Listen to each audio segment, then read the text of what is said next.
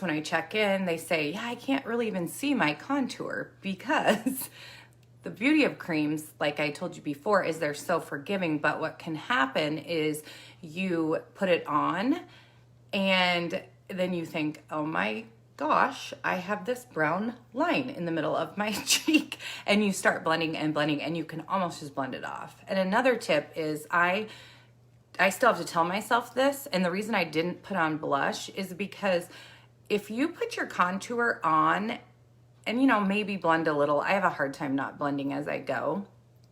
Wait till you put that blush right here to marry it and then blend it all together. Because then you really get that effect of the blush, the contour, the lift of the cheekbones, as opposed to just your contour. Okay, so let's start talking.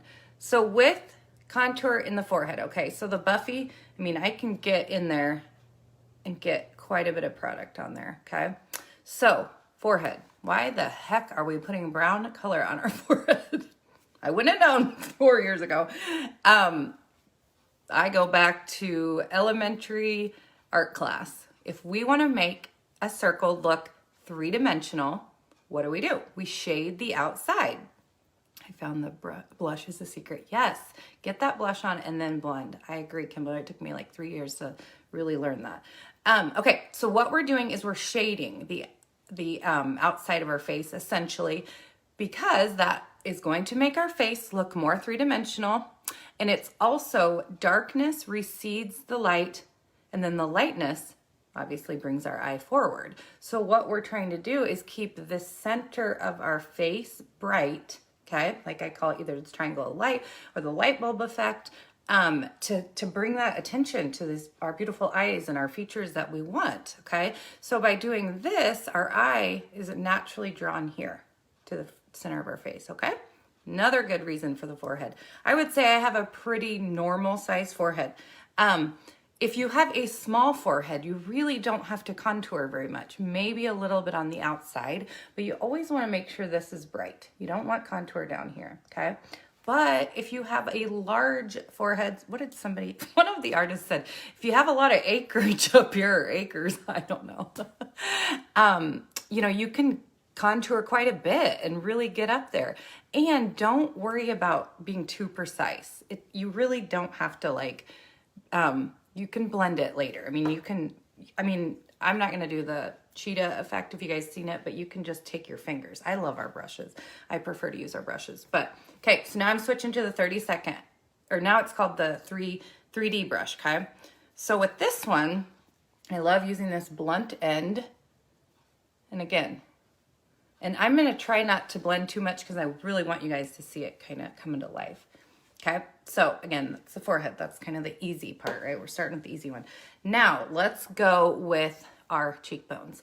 Couple things to teach about. Now, if this gets too overwhelming, don't worry about this, okay? But because I am kind of teaching all things contour, I do want to mention this because it's kind of neat theory to think about. And maybe you've gotten your contour down. But if this overwhelms you, do not worry about it. But if you have a long and narrow face, I would say mine's definitely longer, pretty oval, but you're gonna wanna keep your contour more horizontal because you wanna do the opposite. You wanna create that kind of fleshier cheekbone, okay? Now let's say you have a round face. You're gonna wanna keep your contour more vertical, not too low, because we're wanting to slim that face. Okay, so just kind of think it's the opposite if you're really trying to get into that. Again, don't want to overwhelm anyone. Okay, so let's go in now. Now I'm switching to my absolute favorite. If you're struggling with contour, you need the detail brush. It is the perfect size to cup under that cheekbone. Okay, now I do tell my clients also, if you're really nervous, my kids tell me it's a 10 head. I've heard a 5 head. Okay, so if you're really nervous, just take the small end and draw a line. I always love doing that because it looks crazy. But draw a line, flip your brush, and then just buff, okay? So if you're really nervous and you really don't want to get in there, but if not, just go in with this flat end. And you're gonna start just about where that nodule is kind of a good rule of thumb. But the greatest thing is your face is your roadmap. You can feel that cheekbone right there. And don't be afraid to go right on it. Because honestly, you guys, what we're trying to do with this is look how that's already lifting my cheekbone. As opposed, like look at this. I mean, it's so cool. Look at this side as opposed to this side. It's already giving me that lift, okay? The cute thing is to say, Spanx for our face, a $14 facelift. We're just creating that shadow and strengthening it, okay? And always blend up. Don't blend down, okay? And like I was saying, if you get it a little too low, it's okay. You can always put a little bit of your highlight there. And sometimes I like to go and sharpen the highlight anyway. But look at that already, you guys. I'm gonna buff a little of this.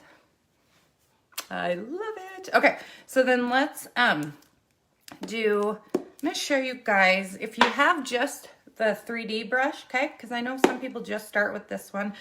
I start most of my people with these two, but that's just because that's what I know and love. But if you have just the 3D brush, that's okay too. Just pinch this side, okay? Now, if you have a really petite face, you know, this brush you may really have to squeeze. Then you're really gonna probably want this one. But if you have a, you know, a fuller face, this definitely is perfectly fine brush. And just, again, we're going right under that cheekbone. You can go a little bit on the side. And some people even say, because I'm gonna show you guys down here on the jawline, is think of it like a 3, okay? And again, you can blend as you go. We can take care of it later. But can you guys see already? Not pretty? And again, remember how washed out I looked at the beginning? It's already like warmth, life, okay?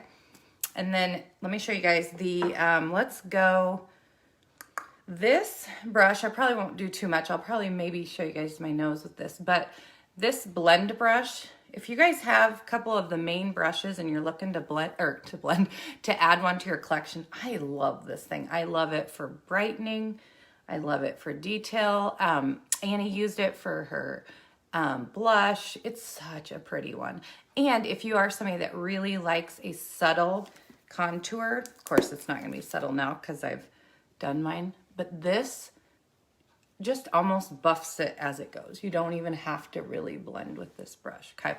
But I'm not gonna use it much here. I'm gonna switch back to my Detail Hack brush. Okay, so for your jawline, so you can kind of see I already have a shadow here, right? So I'm gonna go right behind that shadow so that that connects. It's always a weird one to teach. And what we're doing is we're just trying to give a stronger jawline to kind of chisel that out, get rid of that kind of doubly chin. You just want to be careful when you do your jawline that, so we're coming here. If you have a little bit of extra skin here, you can go right on top. And again, we're just creating a little bit more, it's always weird, of a shadow. You see how that's kind of strengthening as opposed to this side? I don't know, it's hard to kind of tell, but hopefully you guys can tell. Just always remember to blend down. Don't have any harsh lines there. That can be weird. So people always say I don't start up here, but, and then blend down. Another cool thing, let's say you're going out or you want to get a little bit more detailed, is don't ever go down here, but go down the sides and see how that just kind of chisels out even more. Kind of pretty, kind of pretty. Okay. Okay, now I'm going to teach nose contouring. I am not a pro at it, okay?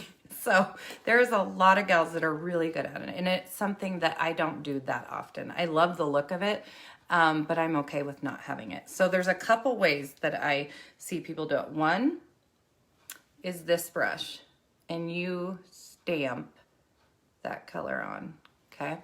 Another cool way that I've been doing lately is you put your 4th fingers in your contour. I'm not gonna do it that way right here, but okay, you get that color here and you literally go like this. okay? And then the key to a good nose contour is actually the highlight, okay?